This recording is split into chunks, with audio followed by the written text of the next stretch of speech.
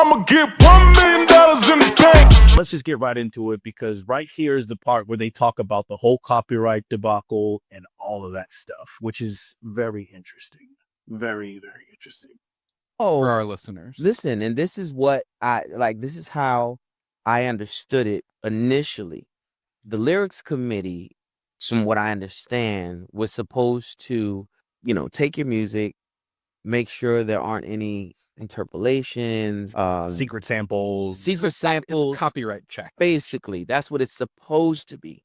Since 2018, it was for me, at Def Jam, a way to censor my music, or a way to make sure I wasn't having any subliminal disses or anything in anything that I did. Yeah. That's how it was used for me. And your first experience with that was in the middle of your back and forth with Drake with Story of Adidon? A baby's involved. It's deeper than rap. We talking character. Let me keep with the facts. You are hiding a check. Right. How did that conversation go, and then how does that lead into what happened Well, with Wolves and Whips? After Adidon or whatever, there were quite a few records that were stopped, like, yo, we're not doing this, or was, just basically shelved. And your verse, my verse, Pop Smoke album, Pop Smoke. But the telling. Did you know about that? Like, where he was supposed to have a verse with Pop Smoke, I think, on a Pop Smoke album. I think the one after he passed, and then like the label, he had stuff about, I think, Drake on there, and the label was like, nah. Oh, so the label has been preventing him from talking about Drake. Yeah, that's what this clip is saying, is that they've been stopping him, and that's how this copyright committee has been treating him. Because you say if you take somebody's words, all this other stuff, they might want to check that. Or if you interpolate something, they want to make sure that you're not, taking the sample, interpolating without paying somebody. But that's what they said, how they were using that committee against them. The part was when they would get the lyrics wrong. Oh, sure. So it one day I forget what song this was, but there was a Pop Smoke song that definitely was that had bars in it. Mm-hmm. By you. Yes. Then there was another that didn't, and they thought it did. And I was like, wait a minute, what is going on here? Because you're interpreting something totally wrong. And that's the problem with you not being really a part of the culture, or even being able to like grasp things, or even an artist itself. Like, you got to have a creative in that role that is a part of the hip hop community, so they can actually decipher these things. You know what I'm saying? Yeah, I mean, the whole notion, which obviously you'll agree with, of the label telling him what he can and can't say is bizarre. You let him be him or get out of business with him. And they chose openly to get out of business with him, which fine. I mean, but I mean, like, this thing, like, you can't say that. Like, if you gave me a clear line, we cannot discuss X under any circumstances, well, then I can work with that. But this sort of like, I got to keep going back to you and like, is this okay? Is this okay? Is this okay? And the line is sort of shading. Even if it was a creative interpreting it, I'm like, you guys let him rock or not? Well, I'm talking about the actual, like the copyright part of it. Like, you need to have somebody to be able to check copyrights and interpolation. Because if you take like a Rob Bass line, and Rob Bass is like, yo, give me some money for that line or whatever like that, that's just business. And when it comes to that part, but you have to be able to interpret these things. Whereas what they're doing and saying like, oh, if we think you're dissing this person like that, like you said, that shouldn't happen off top. That shouldn't happen. It happens all the time, but it shouldn't happen off top. But let's Rob Baseline. Two different songs, Right. Both with lyrics. I might have, yeah. I want to get to the Trump card part. And they were sort of playing referee. He was getting Shea Gilgeous-Alexander calls, is what you're saying. For sure. For sure. And at that point, you said, all right, I'll keep it moving. You put out Story of Adidon on SoundCloud instead of commercially. The Pop Smoke that happened. Removed. The verses get removed. A couple verses get removed. Kendrick's verse There we go. Oh, new album's coming, so on and so forth. Excitement, everybody's ready. Listen, we 10 songs, 11 songs, 12 songs away. I mean, close. We show up with the Kendrick verse, and everything's halted. It's halted. It's said that it will not be put out. They just didn't want to put it out. They would not speak via email. They want That's late, right? Yeah, the label would not send emails. Right. Nothing in writing to my management. They would call my management, 10 times in a row, trying to get all of this, trying to, just plead their case. Mm-hmm. Now, there was nothing even to be, they didn't like the in my opinion, they didn't like the optics. Of two Drake foes teaming up. Right. Yeah. Is there a line they pinpointed? They Spencer? they pinpointed a line where the phrase Trump card was used. Right? And it's so stupid. Like, it's like the phrase Trump card was used, and they said that they didn't want any problem with Trump or something like that. Now, what do you think about that? Because after hearing the leak, I know that there's some stuff bars toward the boy in there. But I mean, about what he just said, it is so incredibly stupid. And Dumb as and the notion of like this ridiculous oversensitive fear of Trump, that just using the word Trump he's not even dissing Trump. He's talking about a concept that exists before Trump himself, but like, oh my God, forbid we say something and he gets mad. Like, the fuck? And this gets to the loss of the spine of hip hop, and how we used to say things and want to be counter-revolutionary, and now we have fucking massive corporate labels that are standing over us going, let's not risk pissing anybody off. Yeah, the anti-establishment part of hip hop isn't really there because everyone wants to be the establishment, right?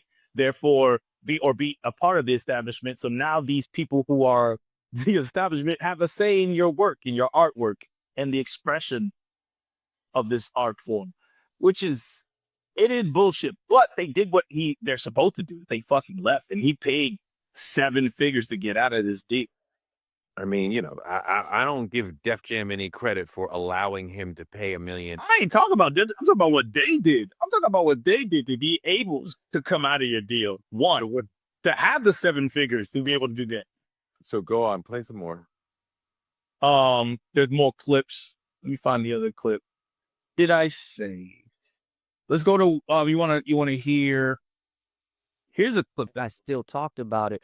I hear from the listeners and fans and people who appreciate our music, or even if you don't appreciate our music, how I've always painted both sides of the picture. I recall on a record and on the verse was, I heard them pay for their fix. I seen them pay for their fix when their kids couldn't eat. Well, that was a real line. That's something I really saw, with a mother that I dealt with, and her kids were hungry, and she told them that she didn't have any money, but I know what you just did with your money. So what Malice is saying right there is that what I always been talking about, that line where I said, all them lost souls and I'm your Jesus on the first album, that's his last verse. That's the last verse of the entire album. There's like a sense of morality, where in the first verse is Pusha saying, players, we ain't the same. I'm into cane and guns. That's letting him know that me and you rappers, we ain't the same. Yeah. And then the end, Malice is letting you know, I'm definitely not the same as you. And I see the world that I've been privy to, that I've seen or whatever, is not all sunshine. It's not all bling bling. You know what I'm saying? There's a depth to it. There's a horror in it. There's a dark side of this world. Yeah. So showing that morality.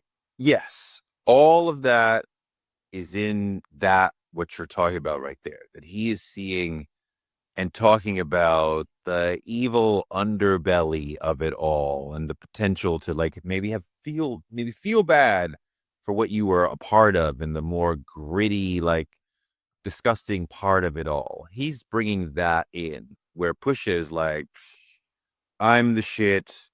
We killed in that game. We're so great.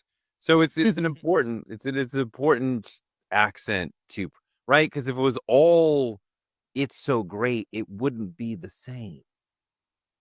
It isn't. And that's the depth of the clips that makes it like heavy and why we love it so much. You know, those kind of things made me feel. It's just reality and just painting it from you know, from my perspective. I think that's how I've always seen your music is like, I think of the Clipse characters as conscientious villains almost, you know, like, I think that'd be like fair to say. bad guys with hearts. It's with heart. Well, I don't know if they have hearts, but I mean, Malice may have a heart, but the conscientious villain, I like that. It's definitely heart. If you could have the awareness of like to say something about this mother saying that they can't feed their kids, but then they're buying this for me. It's not the statement of you think that He's still so that's the bad guy part. I'm not saying that's the bad guy part. Yes. But there's obviously heart because a Pusha wouldn't even give a damn. He would flex. Like the Pusha character is flexing that I sold this to somebody who he's like, can't eat, but you better pay me. Like that's that's a different bar when you say it that way versus noticing the struggle. But anyways, that duality is important to the story and narrative in Clipse albums, and is why I love the Clipse. Beyond the fact that it's just luxury coke rap, emotional drug rap. But is there another clip that I wanted to share? There is Malice, Reason for Leaving. Are you interested in that? Sure. Malice's Reason for Leaving. I'm not. You want me to say no?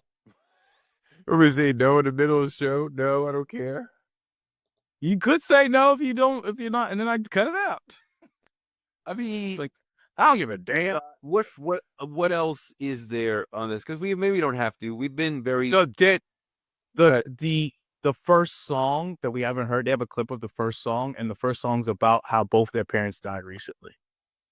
Oh, let's hear that. Let's hear that and go out on that. Unless there's another part that's important to you. I think those are the important parts. The Kendrick part, the other part, let's see. In bait jackets Right. and pointing formats. I can recall listening. I knew what he was feeling Yeah. the whole time. Unholy about what you were doing as the Clipse? For me, myself, yeah, definitely. Like I had become Different approach to the thing. yeah. Or I mean, find the listen, damn thing. even Future doesn't 16 like I 16. Yeah. Now I know Future word for word. So, you know, with that being the case, But you think of someone like Future still as an MC, even though one he's in the booth. idea to lead with it on the album. Experience death. There we go. As on Clipse albums and also individually, is you're hinting at internal struggle, but you're not necessarily putting it right out there. And on this album, the new album, Here we go. All right, let's play it. right in the first song, you're leading with that. Right. And I wonder if you can talk about the decision behind. I mean, I know you lost both your parents in relatively quick succession a couple years ago. I'm very sorry about that. Thank you. Leaning into the choice to not only rap about it, but also lead with it. I think the idea to lead with it on the album, to lead with the record Birds Don't Sing, came from the process of creating the record. Mm. I think the process was unbearably hard. Yeah. So much so that like we were like, man, this is the hardest record. Like, you know, we got hard records on the album, but no, the mentality of this and just the depth of this and the process of it was so hard that it like I knew that this was going to touch people, and I felt like we should get that. We should pull them in with that. Trying to navigate life without my compass. Some experience death and feel numbness, but not me. I felt it all and couldn't function. The safe thing to do is That's crazy. They never really get into like their own personal life and introspection from that standpoint. So I'm very interested in hearing that, especially it being the opening track. Then they further on to go say that most people would put this as the last track because they do have the emotional last track, right? But it's usually about the drug game or hustling or something like that, but it's more emotional, right? This one is very human, you know, it's just very human, and it's starting off about both you and your brother losing your parents. You're the last of your immediate family. Yeah. Yeah. Thinking about things from that standpoint. Perfect. But yeah, can't wait to hear this, man. Can't wait. Love Clipse. I'ma get $1 million in the bank.